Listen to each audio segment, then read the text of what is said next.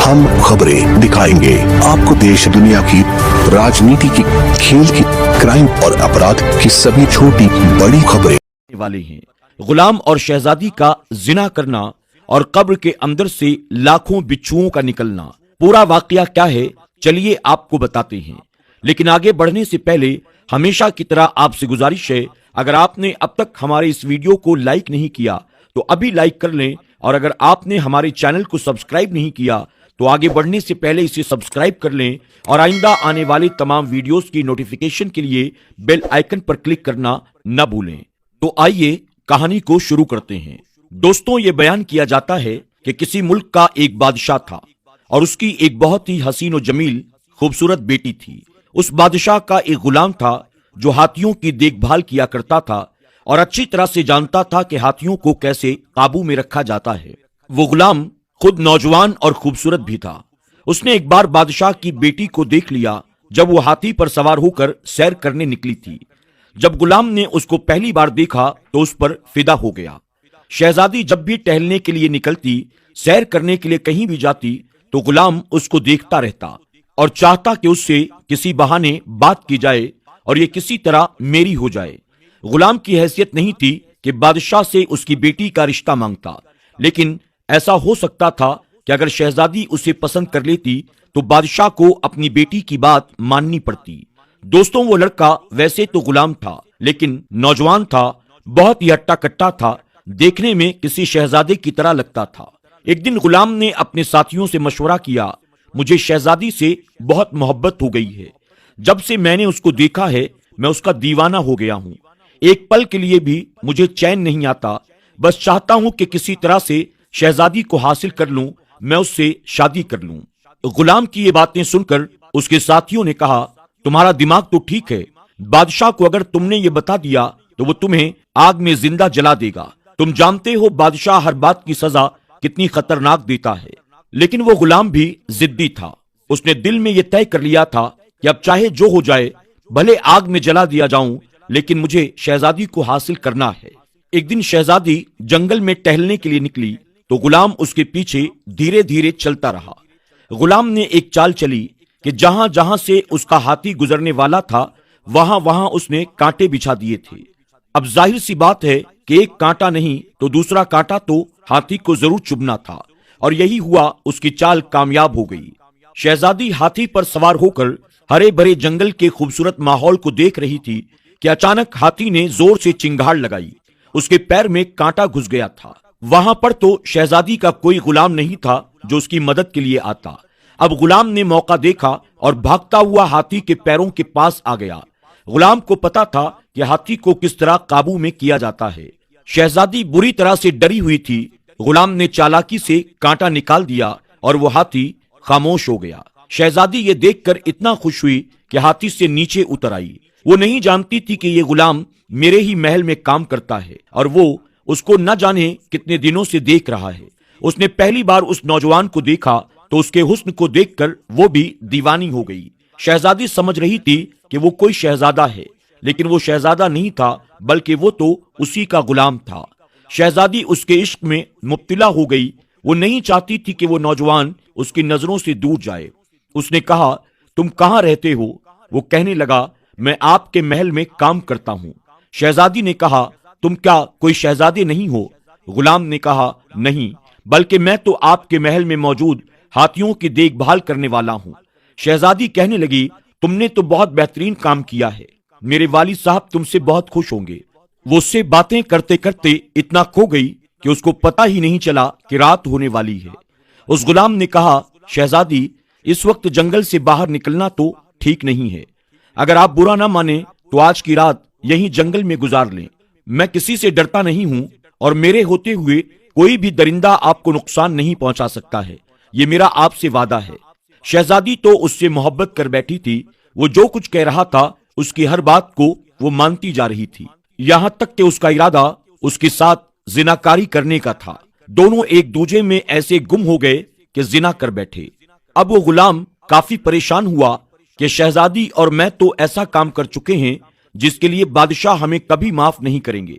सुबह हुई तो वो शहजादी से कहने लगा, آپ تو اتنے بڑے ملک کی شہزادی ہیں اور میں آپ کا غلام ہوں، کیا آپ کے ابا مجھے قبول کریں گے؟ آپ کے اور میرے درمیان جو تعلقات بن گئے ہیں اس کی سزا تو بہت خطرناک ہوگی۔ وہ کہنے لگی تمہیں سزا نہیں ملے گی، کیونکہ میں جو چاہتی ہوں میرے بابا وہی کرتے ہیں۔ میں نے تمہیں پسند کیا ہے اور میں اپنے ابا جان سے تمہاری سفارش کروں گی، لیکن اس کے لیے پہلے تمہیں میرے والد صاحب کے پاس جانا پڑے گا۔ غلام نے کہا ٹھیک ہے۔ وہ دونوں یہ فیصلہ کر چکے تھے کہ پریشان ہونے سے اچھا ہے کہ بادشاہ کی خدمت میں جا کر درخواست کی جائے، پھر اپنی قسمت ہے کہ آگ میں جلنا نصیب ہوتا ہے یا شہزادی نصیب ہوتی ہے۔ شہزادی کہنے لگی میں بس تم سے ہی شادی کروں گی، اس لیے تم میرے ابا جان سے جا کر ملاقات کرو۔ وہ غلام اس کو لے کر محل آ گیا اور بادشاہ کی خدمت میں حاضر ہوا۔ بادشاہ نے اس کے آنے کی وجہ پوچھی۔ غلام نے اس کو سارا قصہ سنا دیا اور بولا کل رات آپ کی بیٹی میرے ساتھ جنگل میں تھی۔ اس نے کہا بادشاہ سلامت، جان کی امان ہو، آپ کی بیٹی کا نکاح آپ مجھ سے کر دیں تو مجھ پر بہت بڑا احسان ہوگا۔ میں اس سے بہت محبت کرتا ہوں اور وہ بھی مجھے بہت چاہتی ہے۔ یہ سن کر بادشاہ کو بہت غصہ آیا کہ اپنی حیثیت دیکھ اور میری حیثیت دیکھ۔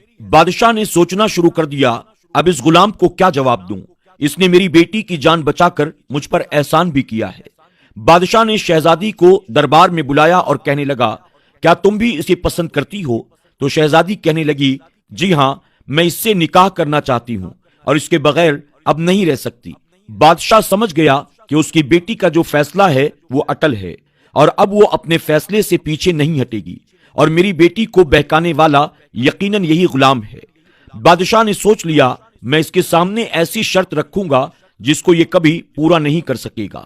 اس نے کہا تم میری ایک شرط پوری کر دو تو میں تمہارا نکاح اپنی اکلوتی بیٹی سے کر دوں گا، اور اگر شرط پوری نہ ہو سکی تو یاد رکھنا ہمارے قانون کے مطابق جلتی ہوئی آگ میں تمہیں پھینک دیا جائے گا۔ اب فیصلہ تمہارے ہاتھ میں ہے کہ تمہیں کیا کرنا ہے۔ پھر بادشاہ نے اسے اپنی شرط بتانا شروع کی کہ تم کہیں سے بھی بچھوؤں کی 2 بوریاں بھر کر لے آؤ، میں تمہاری شادی اپنی بیٹی سے کر دوں گا، ورنہ آگ میں جلنے کے لیے تیار ہو جانا۔ بادشاہ نے یہ شرط اس لیے رکھی تھی کہ وہ جانتا تھا کہ یہ اتنے زیادہ بچھو نہیں لا سکے گا۔ بادشاہ کہنے لگا جاؤ اور شرط کو پورا کرو۔ وہ نوجوان پریشانی کے عالم میں اپنے گھر آیا۔ جب اس کے باپ نے اس پر نظر ڈالی تو کہنے لگا بیٹا آج تم بہت زیادہ پریشان لگ رہے ہو، کیا بات ہے؟ اس نے کہا بابا مجھ سے بہت بڑی غلطی ہو گئی ہے، اس ملک کی شہزادی سے میں محبت کر بیٹھا ہوں۔ محبت ہی محبت میں میں اس کے ساتھ ایک ایسا کام کر چکا ہوں جس کی سزا بادشاہ مجھے بہت سخت دیں گے۔ میں نے ابھی ان کو یہ بات نہیں بتائی، بس ان سے میں نے اس بات کا ذکر کیا ہے کہ میں ان کی بیٹی سے نکاح کرنا چاہتا ہوں۔ باپ اپنے بیٹے کی بات سے بہت ناراض ہوا۔ اس نے کہا میرے بیٹے، میری تربیت تو ایسی نہیں تھی کہ تم ایک شہزادی کے عشق میں گرفتار ہو کر زناکاری کرو، بھلا تم نے ایسا کیوں کیا؟ یہ ہماری شریعت میں حرام ہے، تم نے وہ حرام کاری کا کام کیا ہے۔ اس نے کہا لیکن بابا اب میں کیا کروں؟ میں شادی تو اسی شہزادی سے کرنا چاہتا ہوں تاکہ ان کی کوئی بدنامی نہ ہو، لوگوں کو پتہ چلے گا تو ان کی بہت بدنامی ہوگی۔ آپ مجھے بتائیے کہ میں اتنے بچھو کہاں سے جمع کروں گا؟ کیا آپ مجھے کوئی ایسی جگہ بتا سکتے ہیں؟ باپ نے کہا ابھی تو تم کام پر جاؤ، شام کو مجھ سے ملنا تو میں تمہیں بچھوؤں کو پکڑنے کا طریقہ بتاؤں گا۔ وہ غلام محل میں آ گیا اور اپنا کام کرنے لگا۔ کام پورا ہونے کے بعد جب وہ اپنے گھر واپس گیا تو اس کا باپ اس کا انتظار کر رہا تھا۔ باپ نے کہا 2 بوریاں لائے ہو جس کے لیے بادشاہ نے تمہیں حکم دیا ہے؟ اس نے کہا جی ہاں، بوریاں تو میں لایا ہوں، اب آگے کا طریقہ آپ مجھے بتائیں۔ باپ نے کہا اس شہر میں ایک بہت ہی پرانا لگ بھگ 100 سال پرانا قبرستان ہے، اس قبرستان میں ایک قبر ہے۔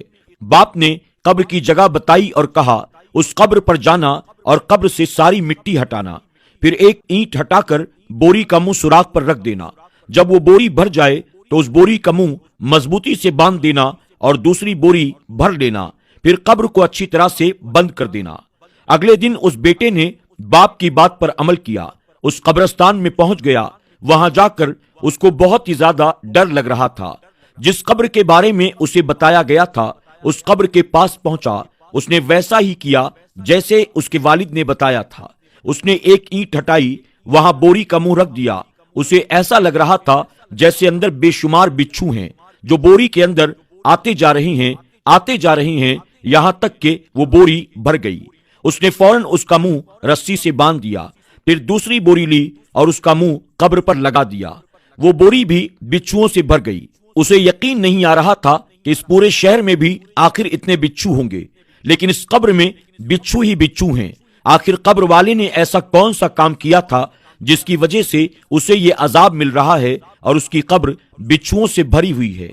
बहरहाल जब 2 बोरियां भरकर वो बादशाह के सामने हाजिर हुआ तो बादशाह बहुत हैरान और परेशान हुआ और कहने लगा कि तुम ये दोनों बोरियां कहां से भरकर लाए हो।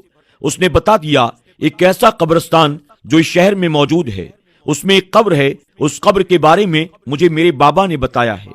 बादशाह ने कहा, फौरन अपने बाबा को बुला कर लाओ, मैं जानना चाहता हूं जिस कब्र की निशानदेही उसने की है आखिर उसमें बिच्छू क्यों मौजूद हैं, और ये बात तुम्हें भी पता होनी चाहिए। ऐसा लग रहा था कि बादशाह को ये बात पहले से मालूम हो, लेकिन वो उसके बाप के मुंह से उस तक ये बात पहुंचाना चाहता था। उस लड़के ने अपने बाबा को बुलाया। शहजादी भी वहां मौजूद थी और सारे दरबारी भी मौजूद थे। बादशाह ने कहा, आप इसके वालिद हैं, आप जानते हैं उस कब्र में बिच्छू क्यों मौजूद हैं? तो वो कहने लगे, जी हाँ मैं जानता हूं, तभी तो अपने बेटे को मैंने वहां भेजा था।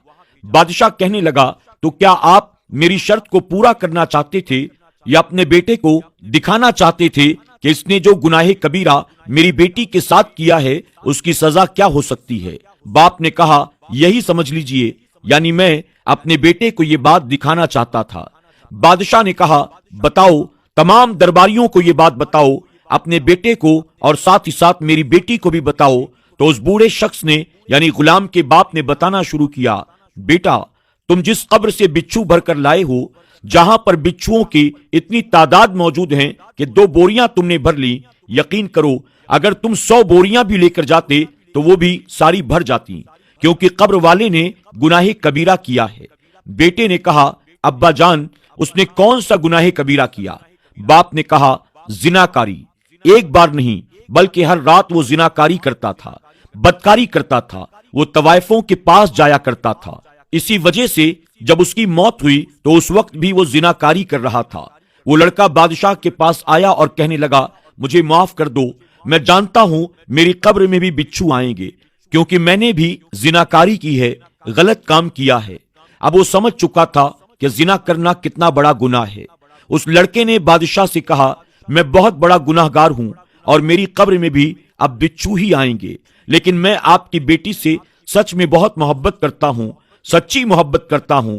बादशाह ने कहा, तुमने अनजाने में गलती की है, लेकिन सजा तुम्हें जरूर मिलेगी और 100 कोड़े तुम्हें लगाए जाएंगे, और सिर्फ तुम्हें ही नहीं बल्कि मेरी बेटी को भी 100 कोड़े पड़ेंगे। बादशाह ने जल्लादों को हुक्म दिया, शहजादी को और उस गुलाम को 100 कोड़े लगाए जाएं। कोड़े लगने से शहजादी पूरी तरह से निढाल हो गई थी, लेकिन क्योंकि वो ऐसा काम कर चुकी थी उसको ये सजा मिलना जरूरी थी। उसके बाद बादशाह ने कहा, 1 महीने तुम दोनों अल्लाह की बारगाह में तौबा और इस्तगफार करो, जितना गिड़गिड़ा कर माफिया मांग सकते हो अल्लाह ताला से माफी मांगो। अगर तुम्हारी मोहब्बत सच्ची है तो तुम दोनों जरूर मिलोगे। फिर बादशाह ने खुशी खुशी अपनी बेटी का निकाह उस गुलाम के साथ करा दिया। तो दोस्तों, देखा आपने किस तरह से जिना करने वाले की कब्र बिच्छुओं से भरी हुई थी। उस लड़के ने कब्र से 2 बोरी बिच्छू भरे, लेकिन अगर और भी बोरियां ले जाता तो वो भी सारी भर जाती। उस जानी का कब्र में क्या होता होगा आप खुद इसको समझ सकते हैं। अल्लाह रब्बुल इज्जत की बारगाह में दुआ है, मेरा करीम कौम मुस्लिम के नौजवान लड़के लड़कियों को जिनाकारी से, हरामकारी से, नाजायज ताल्लुकात कायम करने से बचने की तौफीक अता करे, और अल्लाह तमाम गुनाहे कबीरा के लिए हमारे दिलों में नफरत पैदा करे।